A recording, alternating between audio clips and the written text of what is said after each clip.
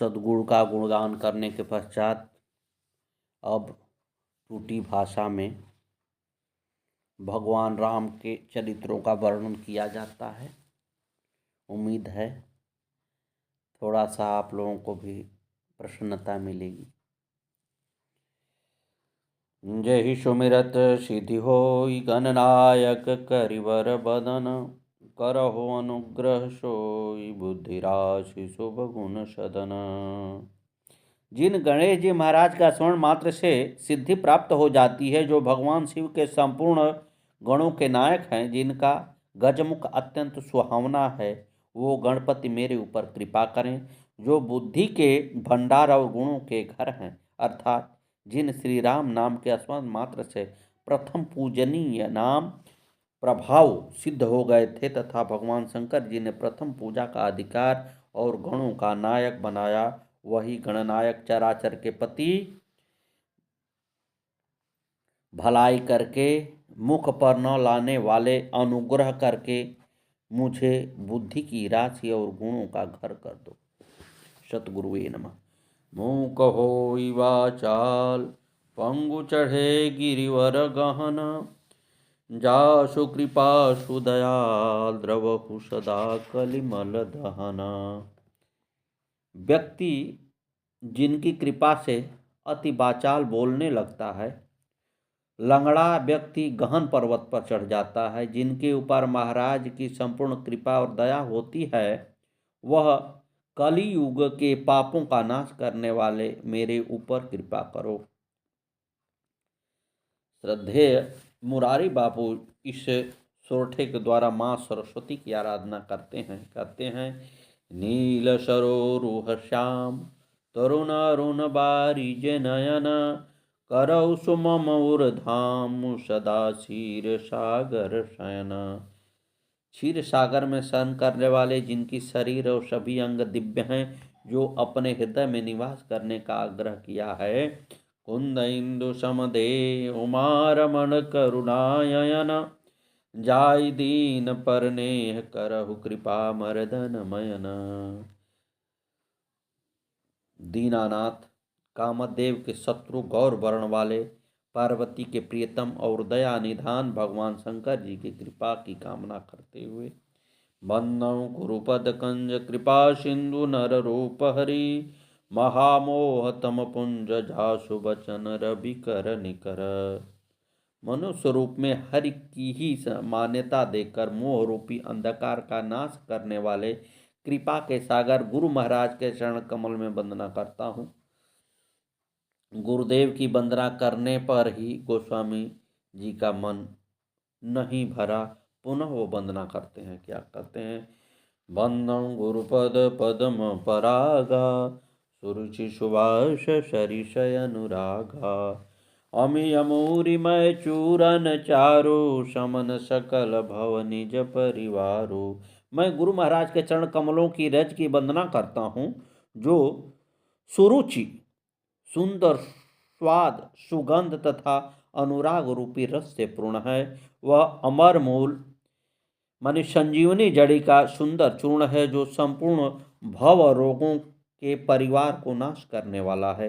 आगे वर्णन करते हैं कि गुरु जी महाराज के चरणों के नखों की ज्योति मणियों के प्रकाश के समान है, जिनके स्मरण से दिव्य दृष्टि उत्पन्न होती है। वह प्रकाश अज्ञान रूपी अंधकार का नाश करती है। उस प्रकाश के रूप हृदय में आते ही निर्मल नेत्र खुल जाते हैं, संसार रूपी रात्रि के दोष मिट जाते हैं, और राम रूपी मणि का माणिक्य गुप्त और प्रकट जो जिस खान में है दिखाई देने लगता है। गुरु महाराज के चरणों की रज कोमल और सुंदर अंजन है, जो नेत्र दोष नाशक हैं। मैं उसी अंजन से विवेक रूपी नेत्रों को निर्मल करके श्री रामचरित्र का वर्णन करता हूँ। गुरु महाराज के संबंध में शास्त्रों में बहुत कुछ कहा गया है।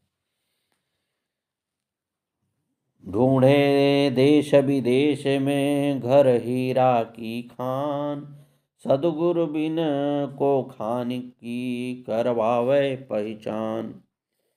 जागर गुरु की भक्ति नहीं, संत नहीं महमान, ताघर जम डेरा किया, जीवित भय मशान। श्री सद्गुरुवे नमः।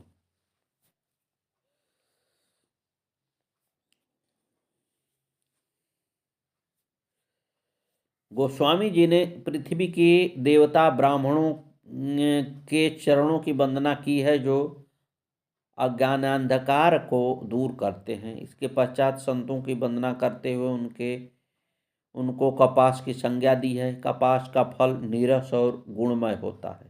संत चरित्र भी नीरस यानी विषयाशक्ति रहित होता है। कपास उज्ज्वल होता है, संत हृदय भी उज्ज्वल होता है। कपास का की तरह संत का हृदय अज्ञान और पाप रहित के कारण विशद है। कपास में गुण तंतु होते हैं, संत भी गुणों की खान होते हैं। जैसे कपास का सुई में बड़ा धागा सुई के द्वारा किए गए छिद्र को ढक देता है, अथवा जैसे कपास लोढ़े जाने, काते जाने और बुने जाने का कष्ट सहकर भी वस्त्र के रूप में परिणित होकर दूसरों को के गोपनीय अंकों को ढकता है, उसी प्रकार संत स्वयं कष्ट सहकर दूसरों के छिद्रों कष्टों का हरण करते हैं।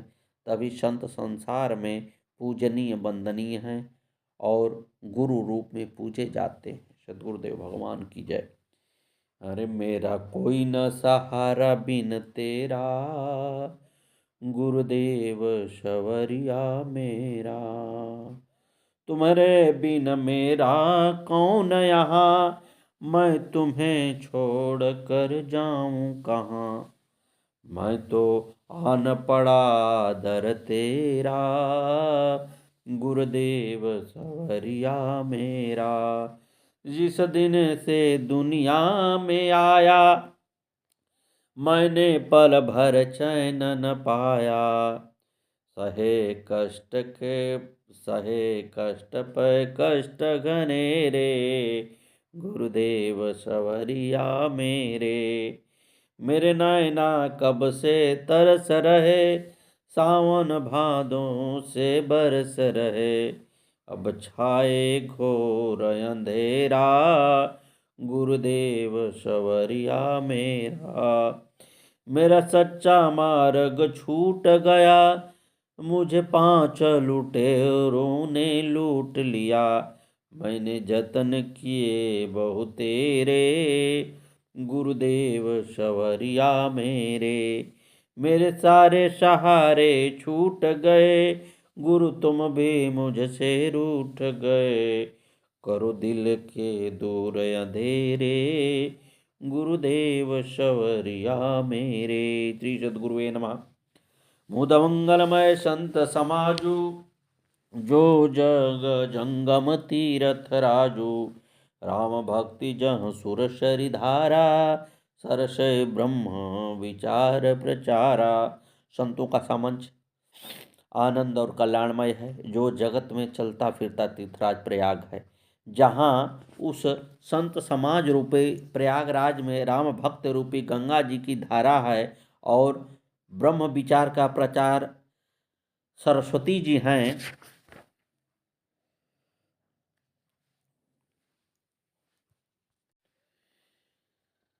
विधि निवेदमय कलिमलहरणी, करम कथा रविनंदनी भरणी। हरिहर कथा विराजति ने बेनी, सुनत सकल मुद मंगल देनी।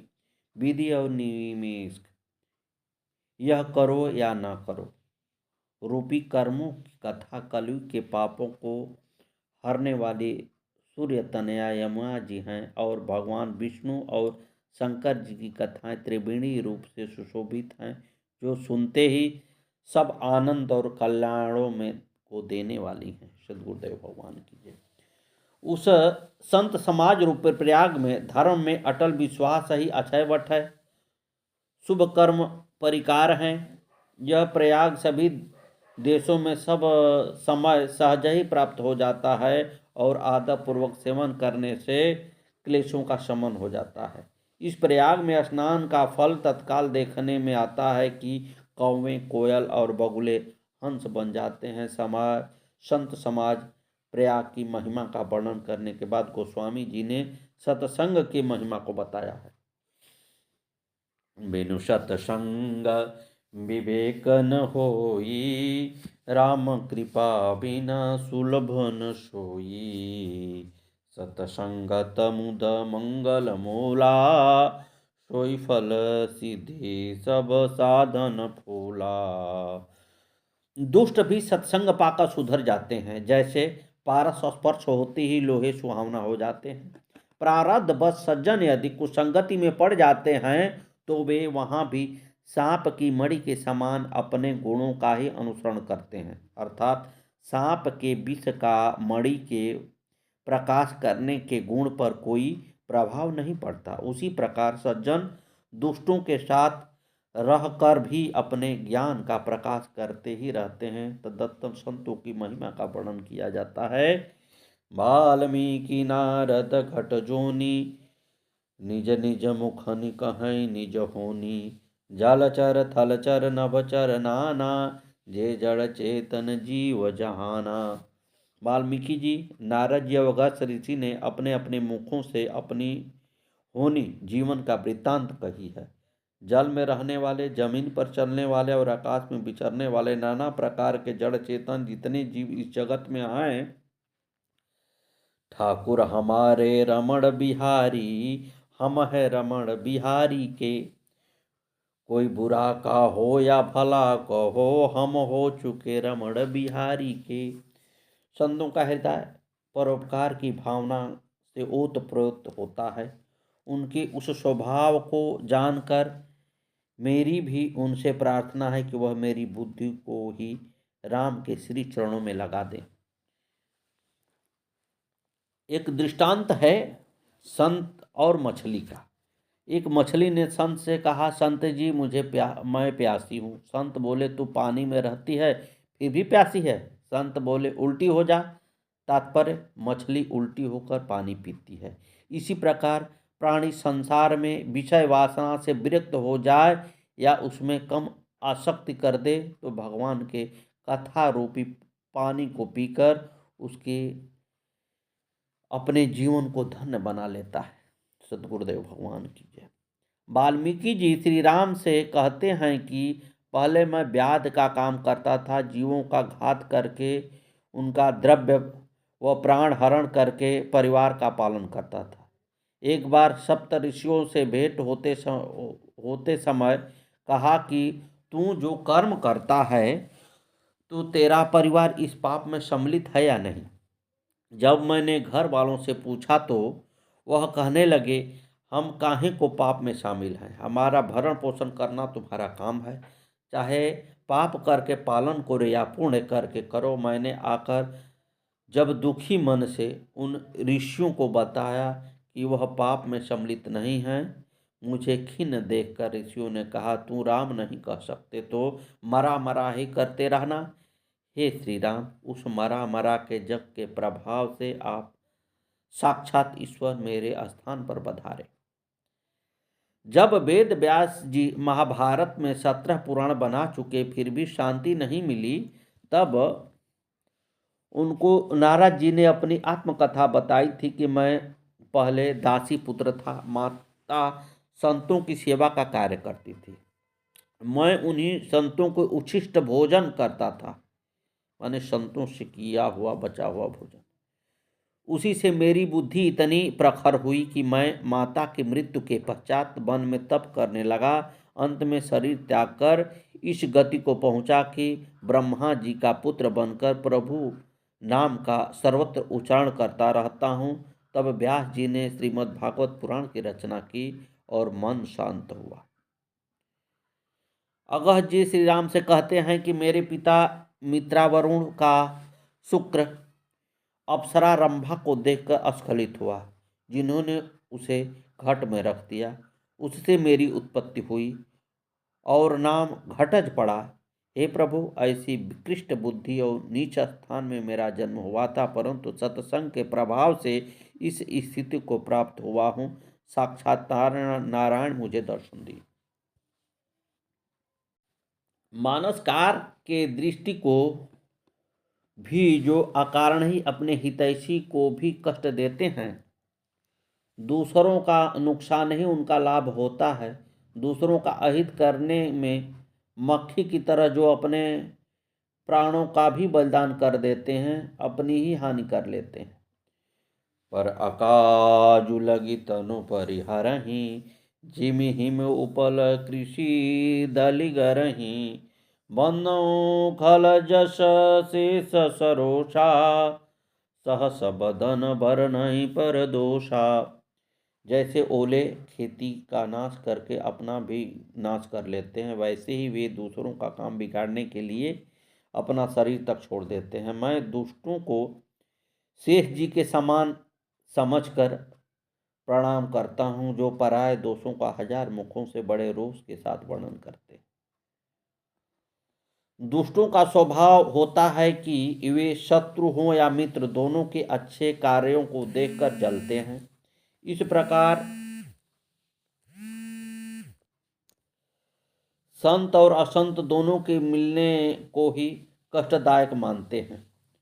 बंदौ संत संजन चरना, दुखद दुख प्र उभय बीच कहु भरना।